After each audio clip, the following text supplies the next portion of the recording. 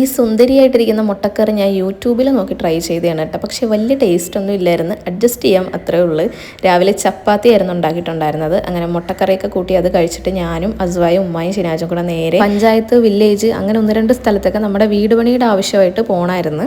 ഞാനും കൂടി ഇവരുടെ കൂടെ പോകേണ്ട അത്യാവശ്യമായ കാര്യങ്ങൾ ഉള്ളതുകൊണ്ടാണ് കേട്ടോ ഞാൻ പോയത്. അല്ലെങ്കിൽ ഞാൻ പോകത്തില്ല. കാരണം വേറൊന്നുമല്ല, ഞാൻ അവിടെ ഇരുന്ന് കുറച്ച് കഴിഞ്ഞപ്പോൾ തന്നെ എൻ്റെ കാലിന് സഹിക്കാൻ മേലാത്ത വേദനയും തുടങ്ങി. കാലങ്ങ് നീര് വെച്ച് വന്നു കേട്ടോ. പിന്നെ കുറേ നേരം ഞാൻ കാല് നീട്ടിയിരുന്ന് എൻ്റെ വേദന കണ്ടിട്ട് അസുവാക്ക് സങ്കടം വന്നിട്ട് അവളെ കൊണ്ട് പറ്റുന്ന പോലെ അവൾ നെക്കിത്തരുമായിരുന്നു. പിന്നെ ഉമ്മ പറഞ്ഞ് കുറച്ച് നേരം എണീറ്റ് നടക്കപ്പോൾ മാറുമെന്ന് പറഞ്ഞു. അങ്ങനെ കുറേ നേരം അങ്ങോട്ടും ഇങ്ങോട്ടും നടന്ന്. അവിടുത്തെ കാര്യങ്ങളൊന്നും കഴിഞ്ഞിട്ടില്ല കേട്ടോ. ഇനിയും നമുക്ക് 2:30 ആകുമ്പോൾ വീണ്ടും പോകണം.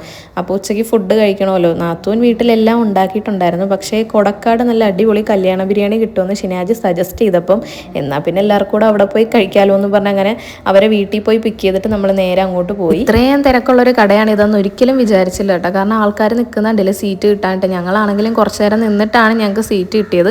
അതും അഡ്ജസ്റ്റ് ചെയ്തിട്ടാണ് നമ്മൾ ഇരുന്നത്. അസുവാനെ നാത്തും മടിയിലൊക്കെ വെച്ച് അങ്ങനെയൊക്കെ എന്തായാലും ഇരുന്ന് നമുക്ക് ഫുഡ് കിട്ടി. അവരെല്ലാവരും ബീഫ് ബിരിയാണി, ഞാൻ ചിക്കൻ ബിരിയാണി കേട്ടോ കഴിച്ചത്.